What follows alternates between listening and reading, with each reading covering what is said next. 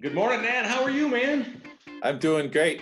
I hope you're feeling okay, Pete, because I know I one-upped you on my Zoom background. Yeah, I got to get going on that. I got to tell you, I was supposed to get a Zoom background and I was going to get a fancy hat, but I didn't do it. But you know why is the reason why I didn't go get a fancy hat is COVID-19.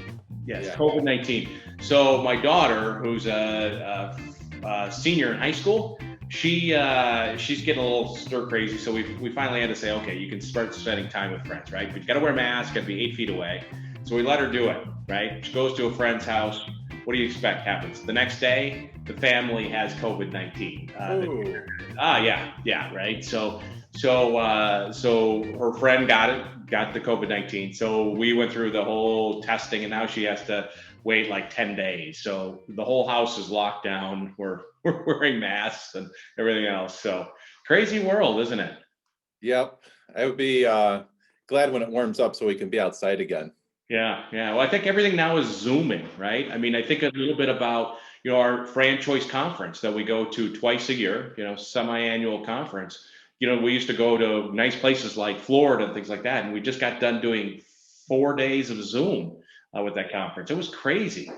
I'm pretty impressed with Zoom. I didn't realize, how we're able to, there's all these breakout rooms. There's a lot of kind of like different things you can do with Zoom that as a consumer you never realize. But once you get on the business side, or almost like uh, a conference scenario, it can really facilitate a lot of interesting conversations. Yeah, I think they had at least 50 mini conference rooms going at one time.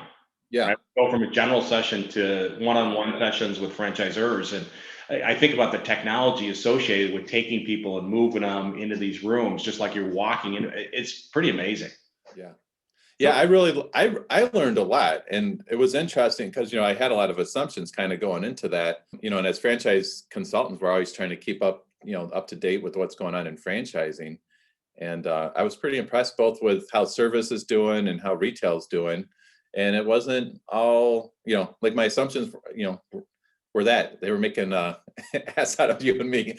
well, I think it is that you watch the news and sometimes you start believing the news Yeah, that the world's doomed. But I was pleased. You think about the service-based business. I'm sharing the stories of how they stepped up and helped the franchisees and they adapt their business model. And to your point is that not only did they make it through, we're still in this COVID-19, but they come out of this backside as stronger with the yeah. pent-up demand. And there's been like that. I think it was the saying, "The necessity is the mother of invention." There's been a lot of invention or iteration where even if you're a service-based company, maybe you're doing the in-home quotes like virtual, like doing FaceTime, or I don't know exactly how they do it. Or even a lot of the fitness companies are doing like live classes or live instruction. So they're still maintaining their members, or they're still booking business, but they're doing it instead of having to drive there and pay for gas and mileage. Yeah. It's actually much more efficient. So this should be really interesting over the next 10 years to see how how this evolves.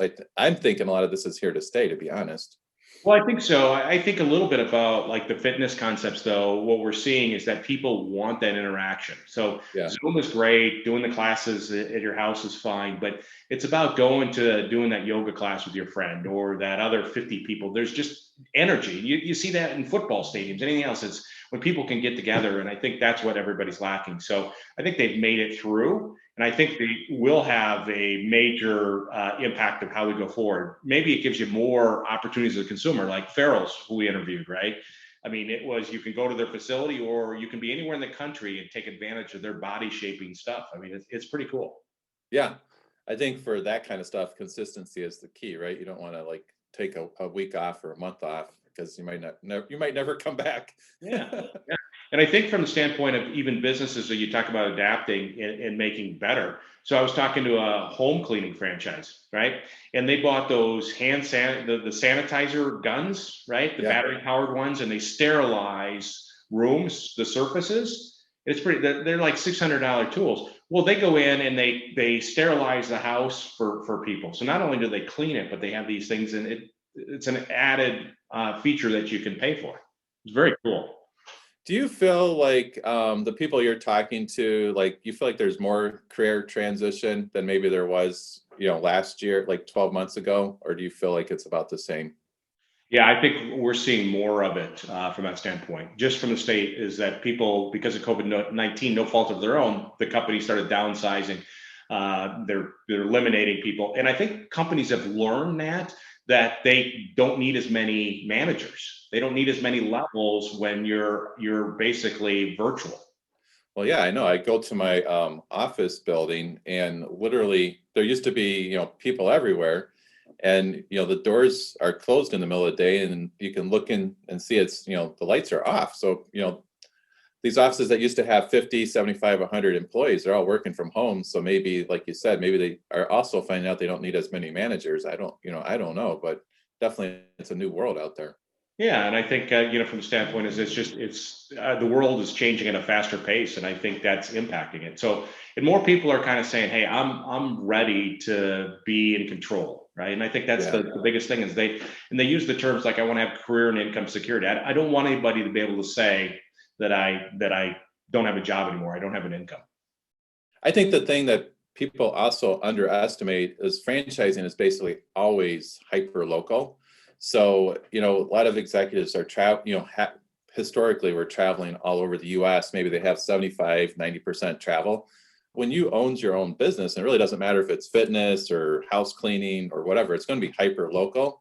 Yeah. So it's literally, going to be a 3 to 10 mile radius, which is kind of beautiful because, it's like you get up, roll out of bed, have your coffee, or do whatever. You're at the office like 5 minutes later, or if it's your office is at your house, you're already there. So Yeah, you're there, yeah. And I think when you've been used to traveling, and then all of a sudden COVID-19 pulled you off the road, all of a sudden you realize what you've been missing. yeah, I mean, and you go, holy cow, I don't know if I want to go back on the road, especially with all this COVID stuff. And so I think people are going, hey, I want to live life on my terms.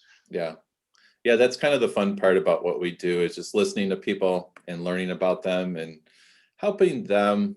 I think be able to visualize what's possible for them. You and it's almost that saying like you forget what you know, because you and I have been owned our own business for so long that we kind of forget what it was like to have to go ask for approval. Is it okay if I do this? It's Yeah. like we make our own schedule now, and Doesn't mean you work less. It just is on your terms, right? well, I always say entrepreneurs only work half days, and then of course the punchline is 12 hours a day.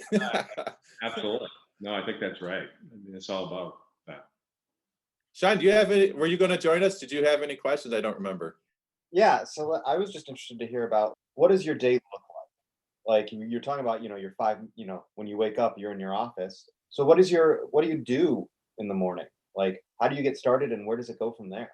You want to take that one, Pete? Oh boy, yeah, of course. So Sean. I'm a morning person, and I got that from the corporate world. When I was in the corporate world, my goal was always to be the first one in the office, and so I accomplished that all but one job where I had a boss that got in there like 4 in the morning. I could never beat him. So I've always had this idea is get up early. That's kind of my time. And so I will prep for my day, get ready and spend time doing that. And then I start really kind of digging in and focus on my vital few things from like 7 to 8. And then I'm on the phone basically with candidates from 8 a.m. to 5 p.m. It's nonstop.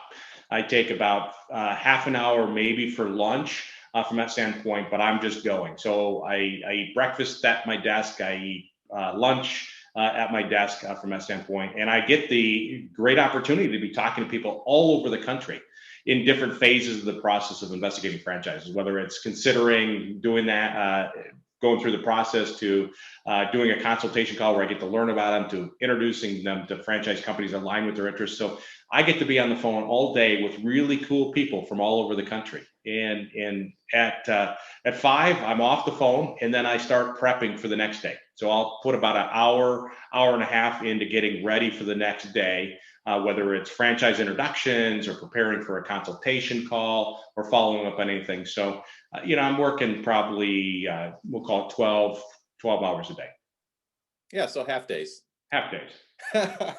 But there's a difference, right? If you're working for somebody else, 12 hours is much different than if it's yours, right? So It's my business. I get to do it. It's my passion. I love it. And if I want to go to my daughter's basketball game, I can. It just means I'm going to work earlier or I'm going to work later, but I'm going to get to do what I want to do. Yeah. Oh, and I think part of it is, working hard. It's like I think you and I both have that that work ethic. So working hard is actually what makes us feel good and productive.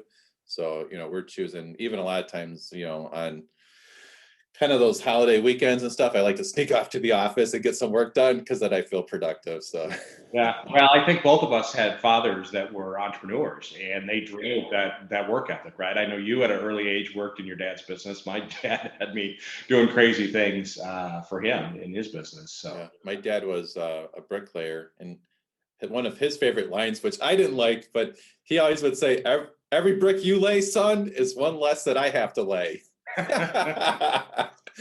Oh yeah, my good old days.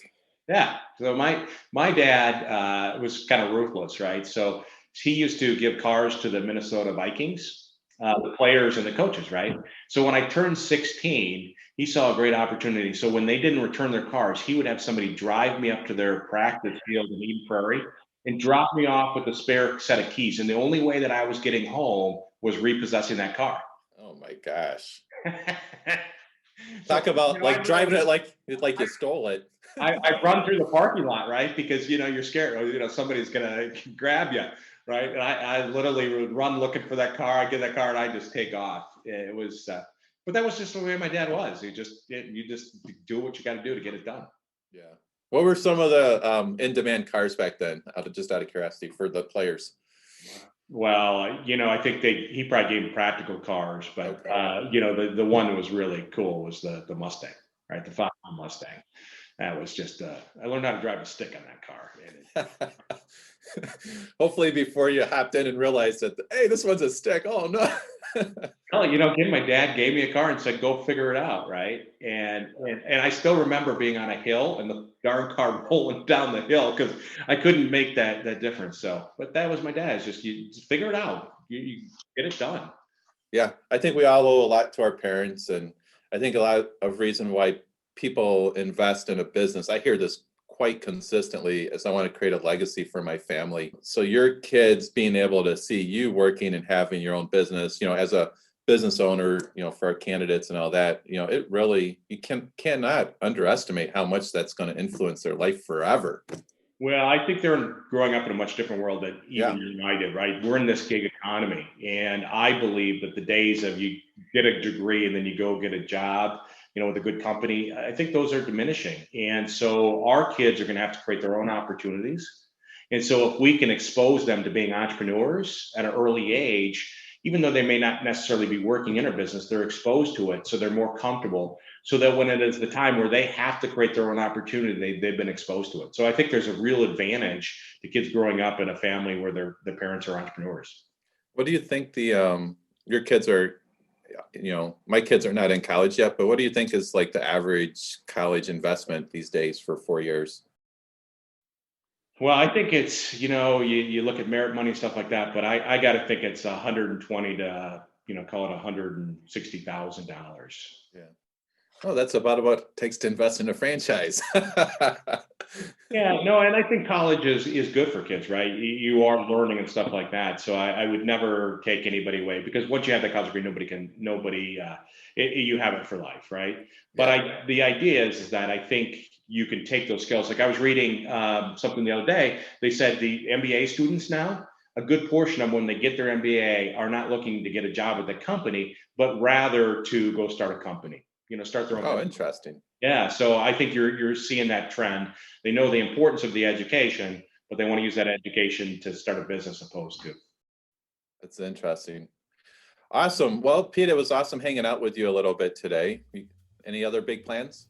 Well, no, I'm going to go buy a nice hat and go work on getting a Zoom background, of course. Well, I'm glad I could help raise the bar, Pete. You certainly have done that. Yes. So, all right, man. Have a great week. All right. See ya. Thanks for listening to the Hire Yourself podcast. For more resources, check out our website at hireyourself.com.